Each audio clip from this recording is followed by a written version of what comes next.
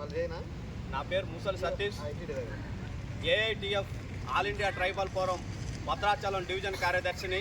ఈరోజు భద్రాచలం ఐటీడీఎఫ్ పిఓ గారి దగ్గరికి వచ్చి ఇవాళ చర్ల మండలంలో దేవరపల్లి, మావుడుగూడెం, అట్లాగే దుమ్మగూడెం మండలం గడ్డూరుగట్టు కోడుమూల సమస్యలు అనేది వివరించడం జరిగింది.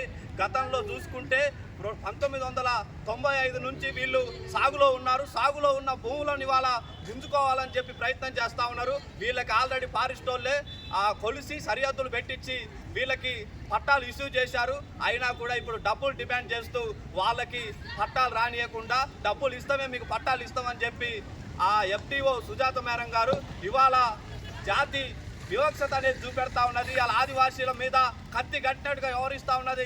ఖబర్దార్ ఫారెస్ట్ అధికారులారా, మీ గుండెలలో రైళ్లు పరిగెత్తించే విధంగా ఇవాళ ఉద్యమాలు కొనసాగిస్తామని చెప్పి ఇవాళ ఏఐటిఎఫ్ ఆల్ ఇండియా ట్రైబల్ ఫోరంగా తెలియజేస్తా ఉన్నాం. అట్లాగే మామిడిగూడెంలో ఇవాళ 62, 65 సర్వే నంబర్లో ఇవాళ దాదాపు 120 మంది ఆదివాసీలు అందులో సాగులో ఉన్నారు భూమిలో.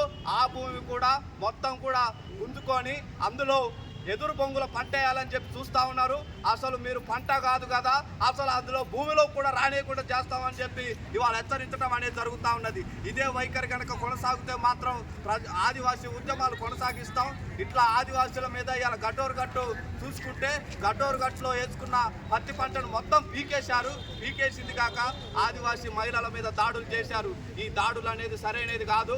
ఏదైనా కూడా చర్చలకు రండి, మీరు చర్చలకు వచ్చి మాట్లాడుకొని పరిష్కారం చేయండి. అంతేగాని మీకు దాడులు చేసే అధికారం అనేది లేదు అని చెప్పి ఇవాళ తెలియజేస్తా ఉన్నాం.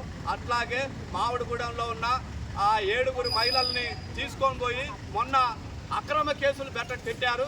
అసలు వాళ్ళు చేసిన తప్పేంటని చెప్పి వాళ్ళు అడుగుతా ఉన్నాం. ఇవాళ ఫారెస్ట్ అధికారులే మొక్కలు వాళ్ళ గాడ్లతో పీకించుకొని ఇవాళ మామిడిగూడెం గ్రామస్తులు పీకారని చెప్పి ఇవాళ వారి మీద అక్రమ కేసులు పెట్టారు. ఇది సరైనది కాదు. తక్షణమే మామిడిగూడెం గ్రామస్తుల మీద పెట్టిన అక్రమ కేసులు అనేవి ఎత్తివేయాలి. ఎత్తివేయకపోతే మాత్రం ఖబర్దార్ ఫారెస్ట్ అధికారులారా, మీ గుండెలలో రైళ్లు పరిగెత్తించే విధంగా ఆదివాసీ ఉద్యమాలు ఇప్పుడు ఆదివాసీ సంఘాలు కూడా ఐక్యం అయ్యాయి. ఆదివాసీ సంఘాలను జేఏసీగా చేసుకొని మీ సంగతి ఏందో చూస్తామని చెప్పి ఇవాళ ఐటీడీ గడ్డ మీద ఉండి తెలియజేస్తా ఉన్నాం.